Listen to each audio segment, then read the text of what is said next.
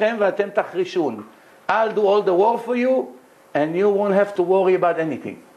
We see when the Jews came out of Egypt, right away, a week and a half later, a war with Amalek. Moshe Rabbeinu picks up his heads, the Jews are winning. Their heads are down, they're losing. All kinds of miracles like this. If it wasn't true, then the Jews will come to Moshe that gave them the book. What is this nonsense? When exactly we saw you picking up your hands and we winning? And when you got tired, we were losing. Where did you make up all these stories from? We never saw it. You're telling us to observe the Sabbath? We're not interested. This book is full of baloney. We're not interested. Prove scientifically that every word in this book is the word of God? Can I be a fool, rebel against my Creator? That's what we're doing. Now I want to tell you something. The biggest danger to a person, especially to a Jew, but to every person, is ignorance. I once told you in one of the lectures here that when I got my first computer and I didn't know how to send an email, I was spending hours sending emails to the people I want them to read what I have to say. Because I didn't know I have a function that by pressing 2 or 3 buttons I can send hundreds of emails in a minute.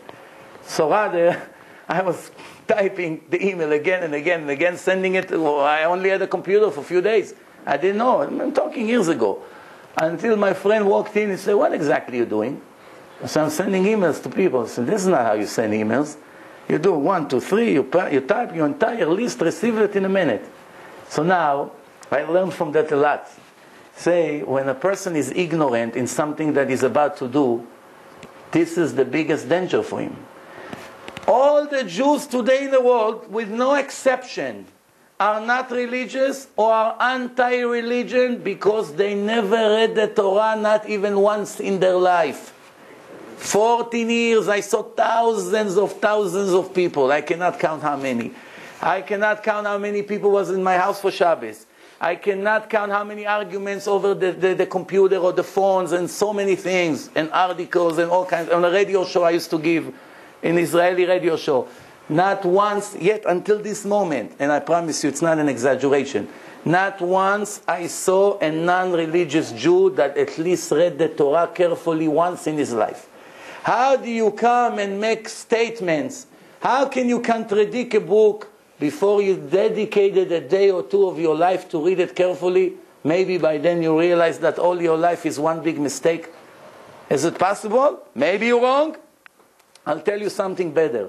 I know you're anxious to ask another question, but now it's my show. Give me 2 minutes, I'll give you 2 minutes after. But 1 second.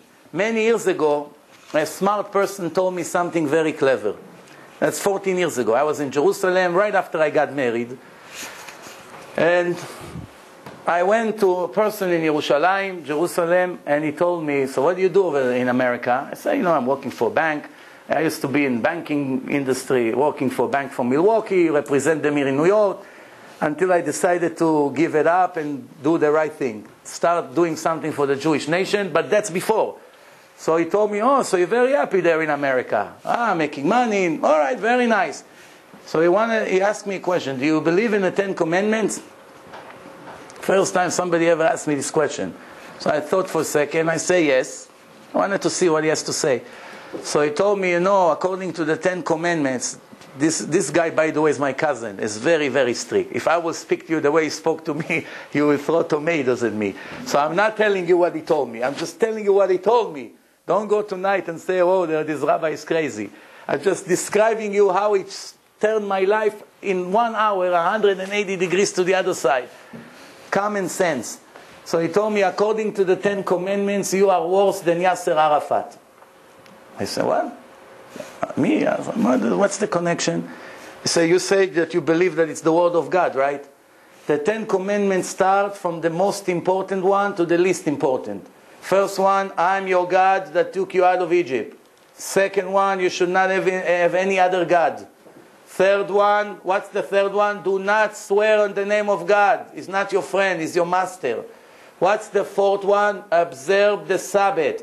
It's an internal covenant between me, the creator of the world, to my children, the nation of Israel, for eternity. To know I created the world in 6 days, and in the 7th day I strike completely. What's the 6th commandment? You should not kill. What comes first? Observe Shabbat. So you see, in the eyes of God, it's more important than you should not kill. You got used to you should not kill because everywhere in the world people speak about it. Nowhere in the world people speak about you should keep the day of Shabbat because it's the day of God. It's a spiritual special day to God. It's a holy day to God. I'm giving you an opportunity to be like me, that I should reward you for eternity. This is clear words in the Torah. All you have to do now to prove is God really said it or not. If yes, how can you ignore it? If not, put it in the toilet, no problem. If yes, so now this is what he told me. Let's assume we went to the desert. We walk now for 3 days in the desert and we did not drink. We did not drink. We are very dizzy. We get to a house somewhere. We knock on the door. We see somebody opens the door. We know we have one more day to walk to reach safe water. But by then we'll be extremely dizzy. But we won't die. Pay attention. We will not die. We will make it. But it's another 24 hours of walk. This guy offering us water free of charge. But there's only one problem. In one of the cups, he has 100 cups on the table. One of them has poison in it. But he lost control. He doesn't know which one. If you take the wrong cup, you die right away. What is the chance? He's asking me all this. What is the chance you're going to die right now? You're very thirsty. 1 to 100. 1% chance to die. Less than 1 because maybe he's lying. It could be 0.5%. Put it aside. 1% chance to die. He asked me, be honest. Would you pick up a cup and drink? Or you would suffer an extra 24 hours to reach safe water? Told him I will suffer another 24 hours. I want to leave. I don't want to take a risk. So he told me, look what a hypocrite you are. With 1% chance to die, you're not willing to take a risk. Don't you agree with me that this book has more than 1% chance that it was given by the creator of the world? After all, it's the bestseller in every generation in history. All 3 major religions worship this book. This is the book that influenced society and humanity more than any other book. It's all the Constitution, more or less, is based on this book. Do you agree with me there's more than 1% chance it's the book of God? I say, sure I do. So now he told me one last thing and he closed the case. He told me, now let's analyze one more thing. I changed my life a few years ago. I used to be like you, and now I'm like this. If you're right, then me and you one day will be 80 years old and will die. And that's over. We become sand, no problem. You like your life? I love my life. I learn Torah, Gemara, I have a wonderful wife, wonderful marriage, no cheating, children, I come home, they kiss my hand, they respect me. I have such great life here. I'm not rich. I live in a very small apartment, but I'm very, very happy inside. I will never return to my old way, he told me. So we both die equally. You happy from your lifestyle, as you claim, and I'm very happy from my lifestyle, so we even. But if I'm right, and this is really the word of God, and you are wrong, when I die, the Torah promised me life of eternity, that all the pleasures of this world for 70 years will not be equal to 1 hour in the world to come. For the pleasure, spiritual pleasure for the soul. As the Torah say, I'm testing you, God, I'm testing you to check what's in your heart. Are you going to keep my laws or not? In another place, I'm torturing you, I'm giving you hard time, pass my laws, pass my test, that I should reward you in your end. Where is that end? Not here. We never saw the righteous Jews getting anything here. Where is it? Afterlife. So now he told me like this. If I'm right, I will never stop to enjoy from 20, 30 years that I lived according to the law of this book. And you are finished. That's what he told me. What are you going to do? Every second of your life is mistake. You have no direction. You don't know the purpose of life. What do you think? You came here to eat and to sleep and to run after a basketball and just to make money all day and be happy and buy clothes? If God wanted you to enjoy this life, it will make you a chimpanzee.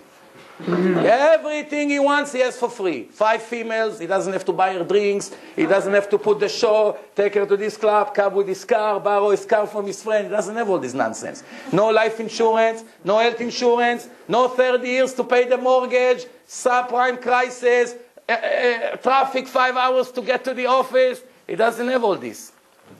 He doesn't have to sweat so much to raise children. They're born, they begin to play basketball. Right away, look in the Bronx Zoo. If the purpose of life is to enjoy the sun, Rabbi, you know where we went to Passover? I was in Acapulco on the beach all week. If God wanted you to live like this, it would make you the lion in the Bronx Zoo.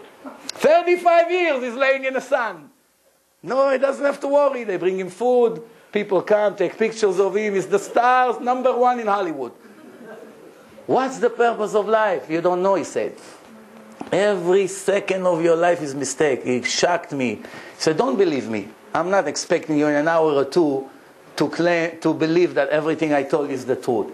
But based on the doubt that you yourself admit that there is more than 1% chance that this is the book of the creator of the world, you owe it to yourself. You owe it to your future. You owe it to the future of your children and descendants. That if you live in a lie, maybe you are losing so much every second of your life. Go and investigate. Buy books. Go to lectures. Go to seminars. Challenge the people. If you are not convinced, you find one mistake in the Torah, put it in a garbage. But if you do not find any contradiction, how are you going to take such a risk? And you know what else he said? Check in the history.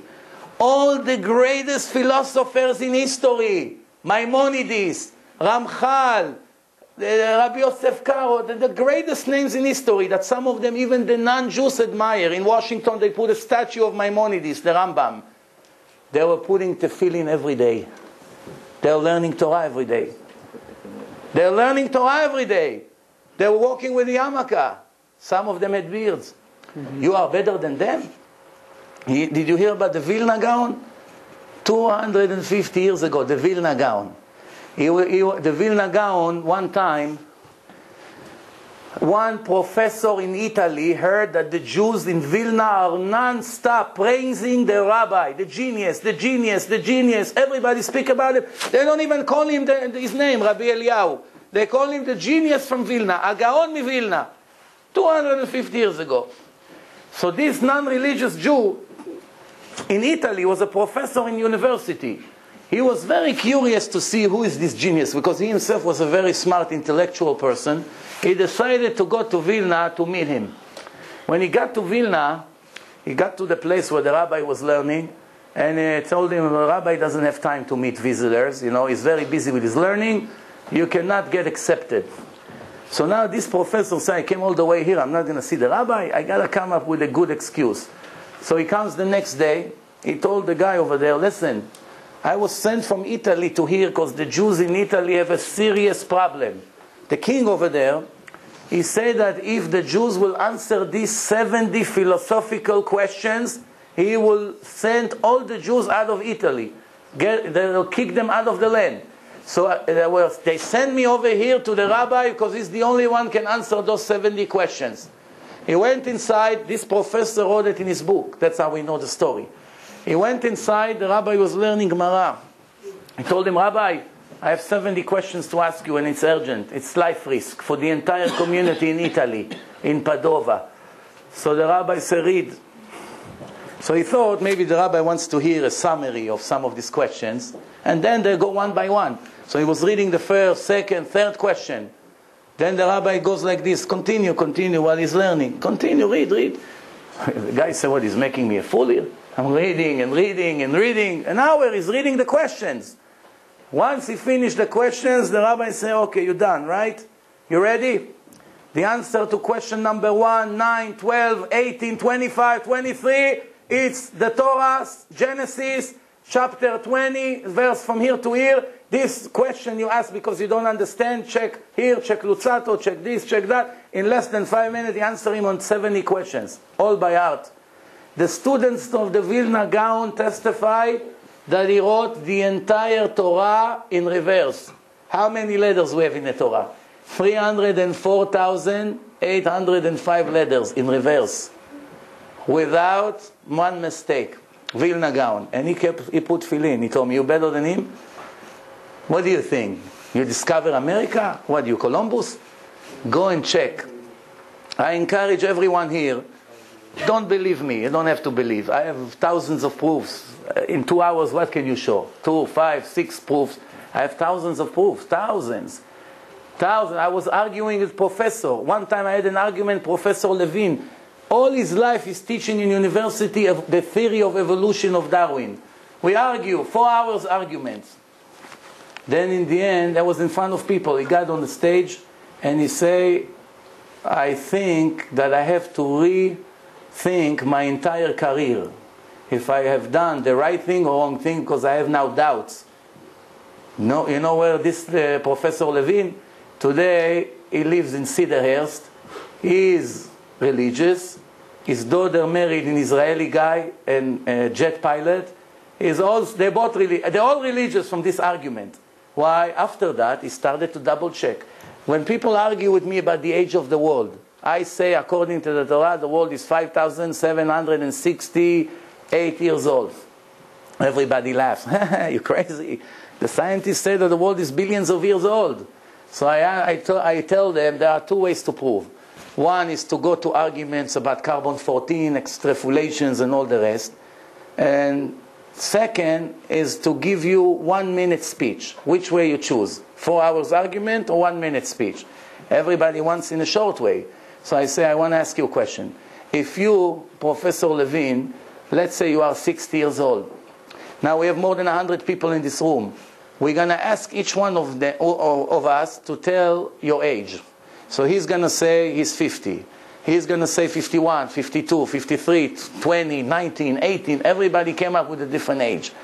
Now tell me, please, is it possible that we're all right? More than 100 different opinions in this room. How old are you, Mr. Professor Levine? All of us are right? So of course not. In the best scenario, one of us is right. In the best scenario, maybe. Not even that. It could be that we're all wrong. So I agree 100%. So I said, tell me please, you know better than me. How come all the scientists, all the professors that came from more or less the same university and using the same books and the same professors, each one of them, when it came to calculate the age of the world, came with a complete different number than the other? Is it possible that they're all right? Or in the best scenario, one of them is right? One scientist said the world is 300 million years old. The other one says 300 trillion years old. You know the difference? And one scientist, and I have a movie here, I can show it to you, American scientist from Texas, only a few thousand years old. American non-Jewish scientists, experts, the best names in the world today. I show you a movie, in English. Only thousands of years old, they say. And they're not religious. So now, why would I waste so much time when I hear that this professor and this scientist and the other one, each one of them has a different age to the world, knowing that 99.999% of them are speaking nonsense. Either because they do not know, or they just lie to get more budget from the United States country. You know why? Because you know how it is. You know how it works, no? If the scientists want money, the university has to show that they do all kinds of things. If they're going to say, we don't have what to do with the money, they're not going to get money. This is the way the world is. We don't need that. Why should we need that? We have the Torah. The Torah told us the exact age of the world. 6 days, the creation, from the life of Adam until today, 5,768 years old. Can anybody contradict that? You know, there are 2 kinds of science. There is speculative science and objective science. Most of the things you hear in the headlines and in the university are based on speculations. They did not prove, not even once yet, the age of the world. They're coming and say dinosaurs. They're right. There used to be dinosaurs. It's no contradiction. The Torah says there used to be huge animals. When did they die? In a flood. 4,200 years ago, they could not enter the ark. God destroyed the entire world. Only 8 people and the animals survived. That's it. In the Ark of Noah. Did they find the Ark of Noah? The answer is yes. I show you a picture of it. In Turkey, in the mountain of Ararat. How a huge boat like this were found on a very high mountain in Turkey when there is no lakes there, no rivers. Who picked it up to the mountain? 500 people carried the boat all the way up to the mountain and put it there to be a souvenir? Obviously it got there because the whole world was covered with water. In Manhattan, in a museum, they have the oldest tree in the world. I remember more than 15 years ago, I went there and I saw there's a big tree. The tree, every year, have another ring, another circle. 4,200 rings, the oldest tree that were found. No tree was found more than that. Everything the archaeologists find today, where did they dig? How did they know where to dig? How did they find the altar of Joshua ben Nun in the mountain of Eval? How did they know? They read in the book of Joshua that that's where they made the altar and they found it. How did they know the city of King David? How do you know where to look? You go to the Torah and you know where to check. Without the Torah there was no archaeology. I'll give you another example. The only objective book in the history of religions is Judaism. If you check in the Quran, you'll never find one derogatory comment against Muhammad. Never, ever, even a hint against him. He was more perfect than God himself, according to their book. JC, not one bad comment about him. Perfect. You read about our leaders, Abraham got punished. Jacob, God complained against him. King David made a sin. King Solomon made a sin. So Yosef, all these things, the brother, so many derogatory comments and almost, I would say, gossip about the leaders of Israel. Why? Because it's the book of God. If people wrote it, they put everything bad under the carpet. Nobody wants to write bad things about his hero. But since it's a divine book, we got the good with the bad. Why? It's objective. God is not a liar. The Torah says, I'm the God of the justice that will not receive bribe from any person. Now you may ask me, we don't see justice in the world. Where is the justice? Righteous people don't have money. Some of them, no health. Some of them, no children. Look, some people tell me, look at me, look at you. Look what I have, look what you have. You have nothing. Look at me, what I have. And I don't observe Sabbath. And I cheat my customers. You know, speaking to people. So how do you explain that? How do you explain the Holocaust? How do you explain this? And there's hundreds of questions. The answer is, if God gave us the Torah and the Torah say, I'm giving you the life and the good, the bad and the death, and you should choose the good. That means you can choose the bad. Everything in the Torah is good and bad. It's your choice what to do. In the end, I either reward you or, God forbid, punish you. So now, why the punishment does not come immediately to eliminate any doubts? God, you say that someone does not observe the Sabbath, God forbid, should be executed. Execute right away. 1, 2, 3. Everybody would know to be a Shomer Shabbos. Why? They drive 80 years to play golf and Shabbos and nothing ever happened. Where is the justice? And the other rabbi that is Shomer Shabbos is dying from cancer. What do you expect the people? The people are confused. The answer is, if every person that would make a sin will be punished immediately, in the first day of the creation, the world will be over. We would lose the purpose of the creation immediately. No point of creating us. Why? God declared in the Torah the whole purpose of creation is what? Test. Where is the test? If a person lights a cigarette on Shabbat, boom, explosion. The next one lights a cigarette, explosion. Yasser Arafat would put tefillin on Shabbat and come with me to the shul. Why? Rabbi, look at these two people. They just like, I don't want to touch cigarettes today, but you go, you're allowed. No. Now, donations. Donations. You put $1,000 in a box, right away you got $2,000. You put 4,000, you got 8,000. What a great way to make money. 100% by a minute. Everybody will run to the rabbis. Rabbi, take my money. No, take mine, take mine. Of course, he doesn't want to give money to Hashem. He wants to make more money. There will not be a free choice. Free choice means, the Torah say, when the poor person comes and opens his hand, give him. And everything you do after, I'll bless you. Have patience. But you say, wait, I'm giving him $1,000, but I'm losing it. I can take it and buy myself a nice suit, or 2 or 5, whatever. Why am I giving it to him? I don't even know him. Oh, but the book of God say, thanks to that, I will reward you forever. Big test. You come out, after you give the money to the poor person, your car is being towed in Manhattan. Hey, excuse me, where is the justice? What do you expect? That you gave him $1,000, you come to your car and $2,000 will be ready in an envelope in your windshield? Yes. What do you expect?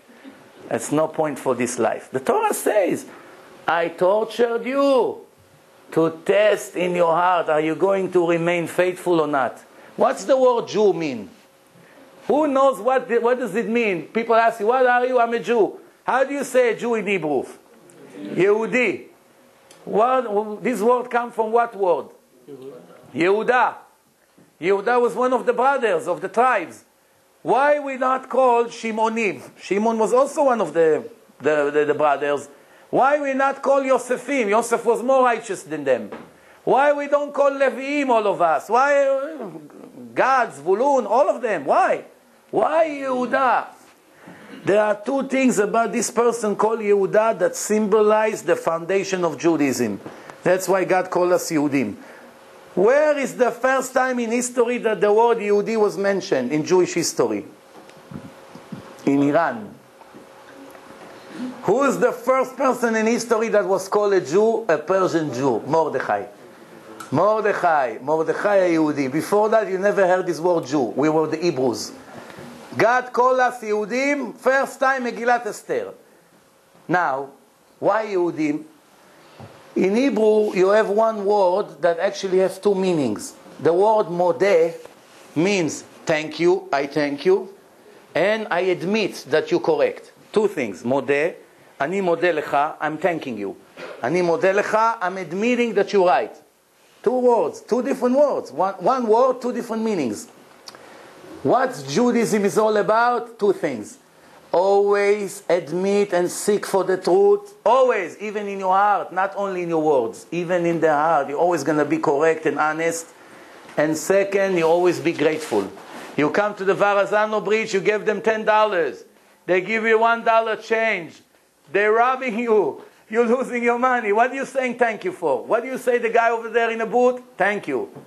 He just stole from you $9. It's not him. I mean, whoever made the law, whatever. They took, you wanna just walk. You have to pay. Fine, you pay. No problem. You say thank you. You just ate. God gave you food. You just have a house. You just started the car. You just were able to walk. You're able to see. You're able to have children. When did you say thank you? Never. Grateful. Ungrateful, grateful. That's what Judaism is all about. Blessing, prayer, thank you to God, Hallel, all these things. It's all about thank you and admitting. Thank you and admitting, that's the purpose of life. Many, many things about this. I want to finish with one thing and then I will open any question you want to ask. One last thing for tonight. You have to understand what's going on today. Today the Jewish nation, unfortunately, is in a very serious risk. Very serious risk. We see that the Ishmaelim, the Arabs, are tightening around us more and more in the last 20, 25 years. It started with the agreement with Egypt. 2/3 of Israel went to the Egyptians. Now the Hamas took Gaza. We gave them all the land. We vacant all the Jews, the settlers from there. Now they're talking about giving the Golan Heights to the Syrians. The Torah says, the nation that lives among you will become stronger and stronger, and you become weaker and weaker. And you will shrink into your land, and it will become smaller and smaller. It's a prophecy in Parashat Bechukotai, you can read. And that's because you are refused to listen to my laws. You bring it to yourself. That's what the Torah says. The Jewish nation today is in a very serious problem. Not only the Jewish nation, the whole world is in a serious problem. The Gemara says that before Mashiach comes, it's going to be such situation in the world that it will create such problems, inflation, economy problems, all kinds of things. This country is a very serious crisis. History teaches us, if we search in history, that every time the Jews live in a non-Jewish country, and the Jews are always more successful than the rest of the population, always. It's always been like this because the Torah promised it. The Torah says you're going to be the shining star in every place I'm going to spread you. And everybody will see and look up to you and speak about you. That's a prophecy in the Torah. Ve'ayita sham lemashal u'lishnina. Rashi writes, everybody will point at you and talk about you. And that's what happened all the time. But there's a very big risk. Because when the non-Jews don't have what to eat, like today, they cannot pay even the gas to go to work. Most Americans became poor in the last 5-6 years. Don't look at 10 or 20% of the Americans that make a lot of money. All the middle class in this country becoming very poor and they're very frustrated. In history, every time the non-Jews did not do well, then, God forbid, a Holocaust came right away to the Jews. Pogroms, problems in Russia, in Europe, everywhere. Right now, we're still safe here. We drive, we have nice houses, we wear nice clothes. Who knows what our children's going to have? We are in a serious problems. And also that we're becoming less and less. Intermarriage is a serious problem. I had a lecture that I put in my website, and every time I hear about people that are about to get married to a non-Jewish woman, then we know another Jewish family is lost, because the children are not Jewish anymore. That's a cut from the descendants of this branch.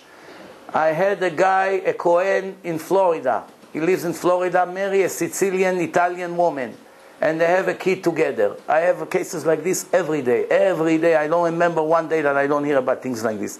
I spend hours of my day speaking to people, and Baruch Hashem with lots of success. But one man cannot change the entire world alone.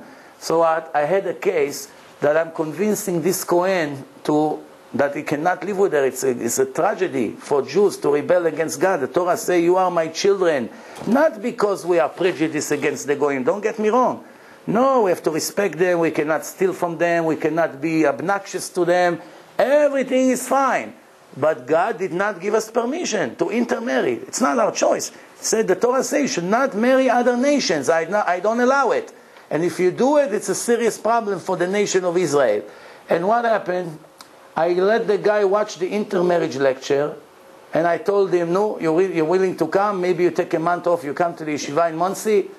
So he said, no, I don't want. But you know what happened? My wife, she watched the lecture with me. She's not Jewish. And she told me, Asaf, I cannot live with you anymore. I heard what your rabbi had to say. I don't want to go against God. The Goya, the non-Jew. I don't want to be a criminal. Please take the son, because according to the Jewish law, he's not Jewish. Convert him. And now, I love you. I appreciate you. A great husband. I'm not going to let you touch me one more time. He tells me, the guy. How powerful is this, the Torah? The Goya. You know how many Goyim contact me by email? If I show you the list of emails, we want to convert. One Goy from Manhattan, Rivera, his name. He's an intellectual Goy. He said, listen, my life just over now. So I was listening to all the lecture, learning so much Torah. I just heard that the Goy is not allowed to learn Torah. It's a gift that God gave to the Jews. And now I cannot learn anymore. And I was so happy, learning hours every day. The Goy doesn't want to learn Torah because he's afraid of God. And the nation of God, the nation of the book are so ignorant. We never read the book of God once in our life. We know the size of every tire of every Mercedes, every Ferrari. I have guests coming to my house for Shabbat. The knowledge that they have in baseball and sport and politics, beautiful, no problem. It's no problem. You can be intellectual, you can know. What about Torah? Nothing. You read once in your life a page in the Torah? Nothing. The book of God is in your house? Sometimes yes, sometimes no. And if yes, it's on a shelf, dusty for 30 years. It looks normal. It's not normal. So I encourage everyone here, read a little bit every day. Just the book of Dvarim, the 5th book. Begin to see what God wants from you as a Jew. I promise you, you're going to change. And it's not going to be painful. It's not bitter. It's not hard. It's not ugly. The Torah says. The Torah says, God said in the Torah, I'm sick and tired of your complaints. It's a sentence in the Torah. Hogatem et Hashem bedivrechem. I cannot hear this nonsense anymore. It says the Torah is right in your hand. It's not above the sky. It's not beyond the oceans. It's right in your hand and it's not difficult. That's what the Torah says. Who knows better, God or us? Who knows better what's the right way? We or him? The answer, he knows. The Torah says after the actions follows the heart. Today when we look in our society, in almost every Jewish community, there are so many singles, guys and girls reaching already 40 years old with no success, cannot get married, because they have only one thing in their mind, financial success. It buried us. There are so many opportunities for great Jews to establish great homes together, because we don't even have 1% of faith in the Creator of the world that will feed us. This family is not good for us. This girl is not high class enough. She's not from our culture. She's not from our community. And I hear it, and I thousands of times already. And are great people. They could have such great life. But the nonsense that they hear all the time from their environment destroy them. Some of them will die single. Why? Because they did not want to marry a girl because I'm Ashkenaz. She's not Ashkenaz, I cannot. I'm Persian. She's not Persian, I cannot. Are you the creator of the world? You're going to decide who is your soulmate? And the day that God created you, the Gemara say your soulmate was created with you. If God doesn't want your wife to be Persian, you're going to tell him what to do? You ruin your life. If God wants her, fine. If he wants you to have an Hungarian girl, righteous girl, what's her sin? What's her sin? That she's Jewish from a different country? So many things. Ignorance. And that's why we pay the price. And you know what? Later on, when the people wake up, some of the parents say, you know what? And they know inside their heart, I ruined my son's life. I ruined his life, but they never admit it. Because he had an opportunity to get married 5 times already. How many of our children are going to reach this age and not get married? In the time of the Torah, age 40, people had grandchildren already, plenty. Today, people, I still don't have a house, Rabbi. I cannot get married. How am I going to get married? Where am I going to live? You rent an apartment. No, it cannot be. I didn't finish my learning. When I'll be 30, I'll think about it. How do you know? Maybe you missed your opportunity. There are so many things that can be done. Believe me, I'm telling you, I see it all the time. Why are we going to go blinded against God? Why? We're only going to lose. Any more questions before we finish? Yes. Vitamin K. Can you talk to the Torah says about vitamin K? Yes. Vitamin K. Vitamin K. Shh. Vitamin K, it's right here in front of you. The Torah says that every Jewish male born has to be circumcised in 8 days. Now we know that we have in our body vitamin K that help to clog the blood, clogging every wound that we have in our body. It's very interesting. If you take 5 quarts of blood and put it inside a balloon and make a hole in a balloon, the blood will drip for 2-3 hours until everything will be on the ground. The blood will not clog the hole in a balloon that you just made. It will continue to drip for hours until there will not be any blood left. But when it comes to our body, if you get cut anywhere in the body and the blood begins to drip, after 4 or 5 minutes, somebody told this blood, you better close the hole before this person will die. So what happened? The blood dries out and clogs the hole completely. And the life of the person gets saved. Now, what creates this process? Vitamin K. Vitamin K in our body. Of course, in the time when the Torah was given, nobody even knew what vitamin K is. And the Torah promised that the Torah ordered us to circumcise our babies in the 8 days. Everybody asks, why in the 8th day? Let's do it in the 30th day. The baby is stronger. Let's do it after 2 months. What's the rush?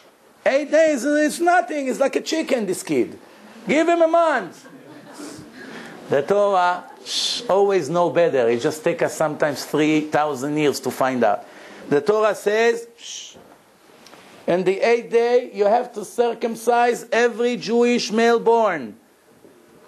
Now, this is what the scientists have to say. In a natural way, until 8 days old, the liver begins to recuperate and becoming more and more mature and improve its activity. In the 8th day, there is enough level of vitamin K to clog the blood that the baby is able to pass the circumcision successfully.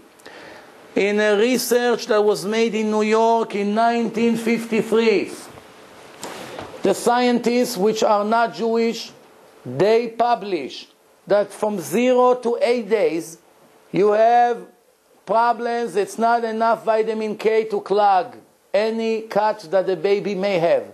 But in the 8th day, some miracle begins to happen. The level of the vitamin K goes up tremendously. From the 8 days until the rest of the person's life, he has 100% of vitamin K. But there's only 1 day in the life of the baby, 1 day, not 2, 1, that he gets extra 10%. 110% vitamin K only in the 8 days of the life of the baby. 1 day from 70 years. Who knew it 3,000 years that there's 1 day in the life of every man that he has extra 10% vitamin K? Is it coincidence? Maybe yeah, maybe yes. I don't think so. Speaking about that, I think I spoke about it in last week's lecture, that the Torah promised us that the Western Wall will never fall down. Even though there are 3 other walls around the Holy Temple, and it was destroyed twice in history, and it was burned by the Greeks, and so many empires occupied Jerusalem and destroyed everything Jewish over there. Throughout history, God promised, I protect the Western Wall, it will never fall down. If the Western Wall are falling down, Judaism go down the tube with it. It's over. Who would take such a risk? Imagine I come to this house and I say, ladies and gentlemen, I have news for you. You see this wall? You can knock it down in 5 minutes. Take a hammer and break it all this shitrack. You can break this one and that wall in 5 minutes. But this wall, nobody can touch. Nobody can knock it down. Even though the bricks are standing with no cement. Why? The Torah says, because God swore to the Western Wall that it will never collapse ever. Now, tell me please, for those who think the Torah is a man-made religion or history book, who would take such a risk to write that the Western Wall will not fall down? And the Babylonians, the Greeks, the Romans came to destroy it. Nobody understands. They did not touch it. They knocked down the other 3 walls. Somehow the Western Wall are still standing. When the Muslims came to build their mosque, they had a problem. The city was too low and the mountain was very high. The old people cannot climb. So they had 2 options. One is to shave the mountain, make it lower, and then to build a mosque that the older people can climb right away and get to the mosque. The other option was to elevate the entire area 2 levels up. What's more logical? To shave the mountain a little bit in a week or 2 of work, or to elevate the entire floor of the entire city? What makes more sense? Of course, to shave the mountain. What did the Muslims did 1400 years ago? When you go on the next time to Jerusalem, you go under the Western Wall, they have a tour there, right? You're going to see arches, and another floor, and then more arches, and another floor. What did they do? They built floors, and they elevated the entire city to make it easier for the older people to climb to the mountain. How is it possible? Who confused them to do such a thing? Promise that God gave the Jews. This wall will never fall down. And you know what would happen? If the Muslim will try to shave some of the mountain, the lower they make the mountain, the lower they make the wall, because the wall is attached to the side of the mountain. So if you cut a piece from the mountain, you're 20% lower, 20% of the world goes down with it. If you make it 50% lower, half of the Western world will be destroyed. But God promised, it's a divine book, nobody can touch it. So what do you see? If you want to finish Judaism, if you're not interested to be a Shomer Shabbos, if you're not interested to quit and to divorce your non-Jewish wife or whatever your decision is, no problem. All you have to do is knock down the wall. And then you say, see, I wasted 2.5 hours in Barzida's house family on this nonsense and the wall is down. But I encourage you, do everything you want. You know why? I'll be the first one who buy you McDonald's in Yom Kippur. Why? Because I don't want to grind water. Grinding water, 20 years you grind it, it's the same thing, water. We don't want to live in illusion. There are many people who likes to close their eyes and ignore their situation in business, in marriage, in children education. Look at our children.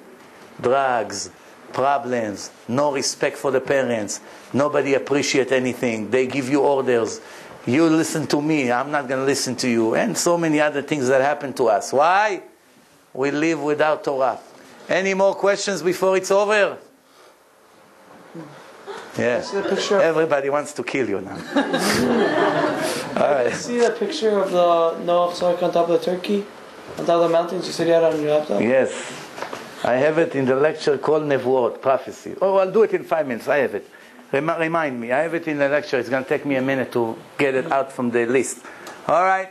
Who else? It's a picture from the Israeli newspaper, Yediot Achronot. It's a non-religious newspaper.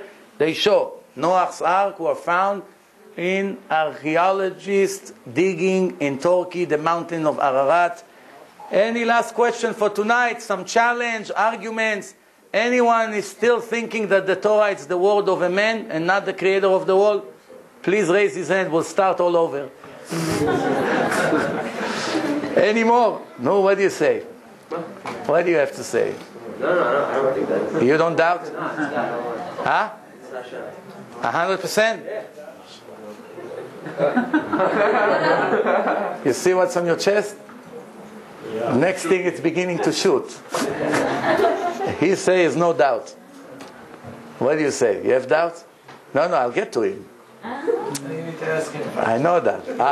Whatever he say, you're going to say with him? No. He has a good question. All right, please, go ahead. You keep volunteering me. I still have doubts, yeah. I do. Yeah? You have to work on me. Yeah, no problem. Historians tell us that the wall had been reduced by 2/3, and that Saladin built the wall. Ordus.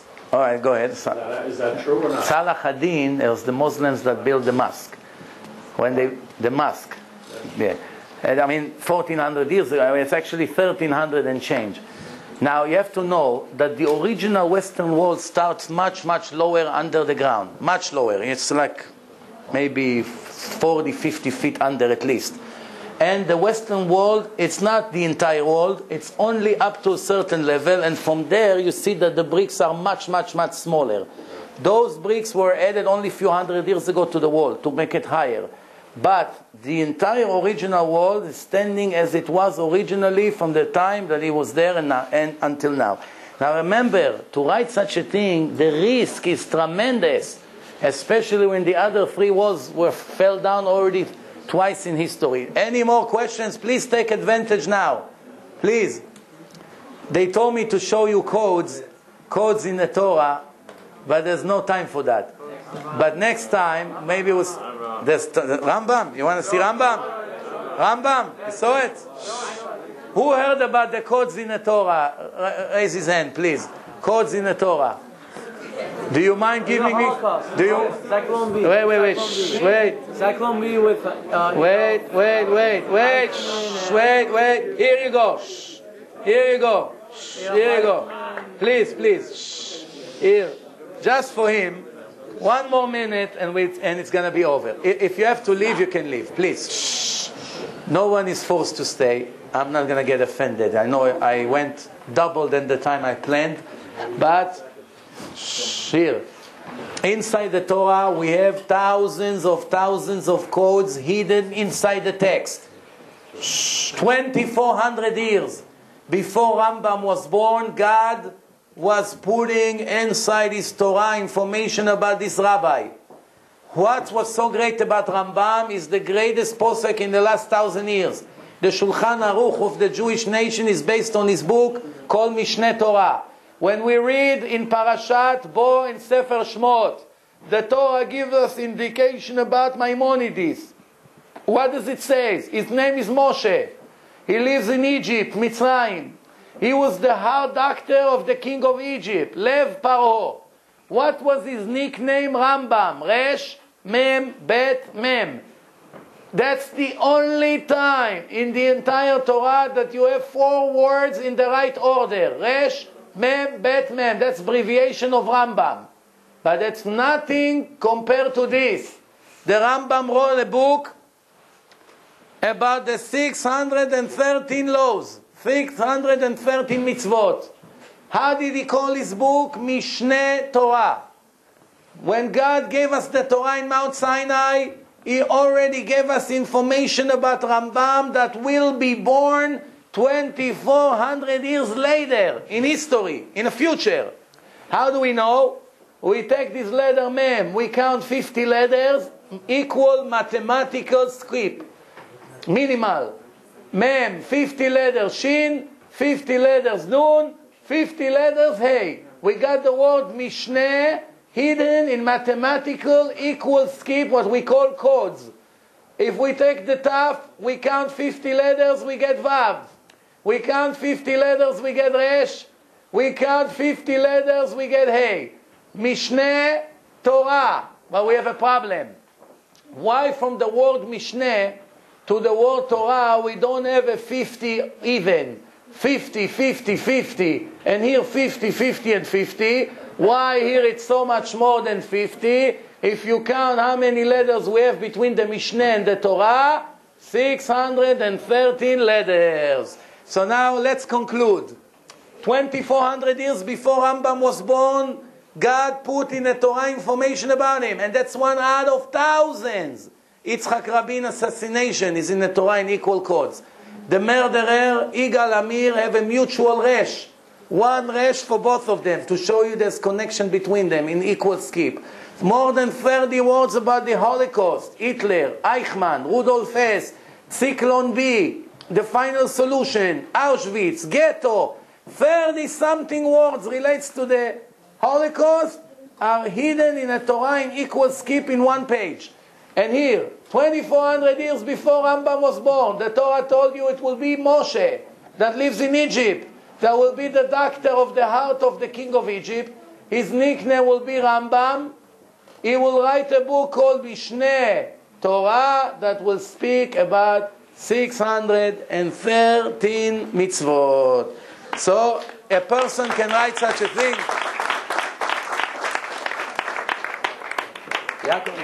You know what it means.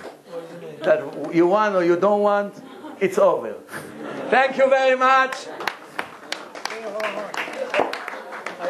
If everybody could just fill out what I just sent around names and numbers. Names and numbers, so we can be in touch with you. Rabbi, can I see the picture? Next lecture, Life After Life. Let me show you the picture. Everybody's please welcome to eat. On the side over here, we have a lot of food. Everybody, please take